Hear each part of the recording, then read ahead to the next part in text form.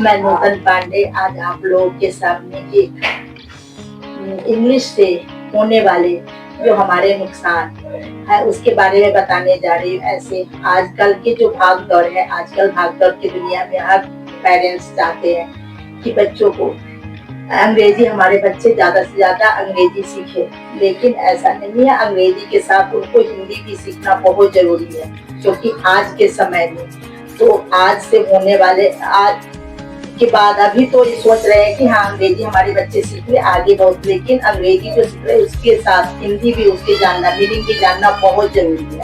और आज के दौर में ऐसा नहीं है बच्चों को।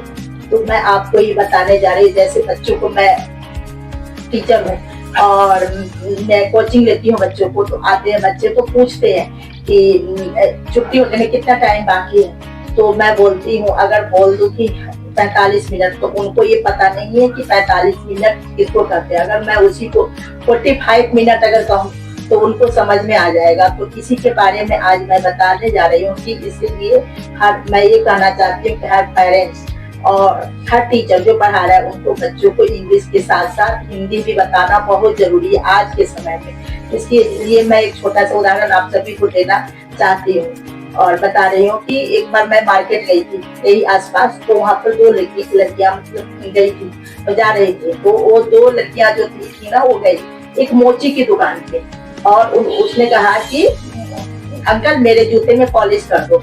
तो मोची ने कहा कि हम पॉलिश किया और फिर बोला कर दिया। फिर पूछा उन लड़कियों से कि जूता कहाँ से मंगवाया आपने, बहुत महंगे बहुत अच्छे हैं। तो वो लड़कियां बोली कि अंकल मेरे मौसा जी रहते हैं अमेरिका में, तो उन्होंने लाया है। तो कह रहे कि हाँ ये बहुत महंगे जूता है, यहाँ के नहीं है। फिर जब उन्होंने पॉलिश कर दिए मोची को, फिर बोले, वो पूछी बच्ची की कितने पैसे हुए, तो वो बोल रही है मोची ने बताया कि 60 रुपए।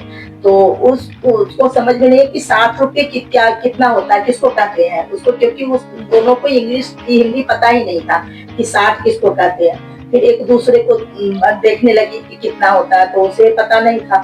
तो फिर उसके साथ उसकी फ्रेंड थी, वो बोलती है कि नहीं मुझे लग रहा है कि बहुत ज्यादा मांग रहे हैं। तो पूछी, बोली मुझे से कि अंकल थोड़ा कम करो। तो उन्होंने कहा कि ठीक है आप मुझे 55 रुपया दे दो। तो फिर भी 55 भी उसे समझ में नहीं आ रहा था, क्योंकि उसकी जगह पर अगर 55 कहा जाता तो वो समझ जाती। तो फिर एक दूसरे के मुंह देखने लगी, करे कि आप बहुत ज्यादा मांग रहे हो, इतना मैं नहीं दूंगी, बहुत है। तो उसने कहा मोची की ठीक है, नहीं आपकी ना मेरी, आप मुझे 45 रुपये दे दो। तो फिर अब 45 में उसे समझ में नहीं आ रहा कि 45 कितना होता है। फिर उसने कहा कि बहुत ज्यादा है अंकल। तो फिर वो मोची बोला कि कोई बात नहीं, आपको जितना लग रहा है आप मुझे दे दो। तो उसने निकाल के अपने पर्स से 100 रुपीज, 100 रुपये निकाल के दिया और कहा कि एक में 100 रुपीज मैं आपको देती हूँ और इससे ज्यादा मैं नहीं दूंगी। तो यह पैसे लेके मोची जो था वो खुश हो गया और वो समझ गया कि इनको जो मैं बोल रहा हूँ हिंदी में 55, 60, 45 ये समझ में नहीं आ रहा है, इसलिए ये पैसे 100 रुपये निकाल के दिए। और उन्होंने ये कहा उनको, उन दोनों बच्चों पे कि ठीक है आगे से आइंदा आप मेरे ही शॉप पर आना, मेरे पास ही आना पॉलिश कराने। तो लड़कियां दोनों धन्यवाद बोल के चली गई।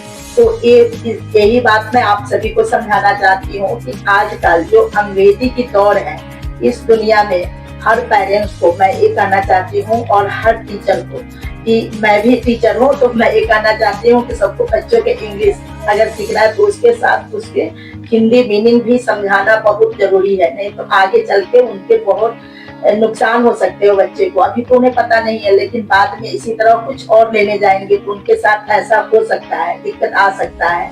इसलिए हम आप सबको आज इसका शीर्षक की अंग्रेजी से होने वाले नुकसान के बारे में बताई हूँ और प्लीज आप लोग इस बात पर ध्यान दीजिएगा और अपने बच्चों को इंग्लिश के हिंदी मीनिंग भी समझाइएगा। धन्यवाद।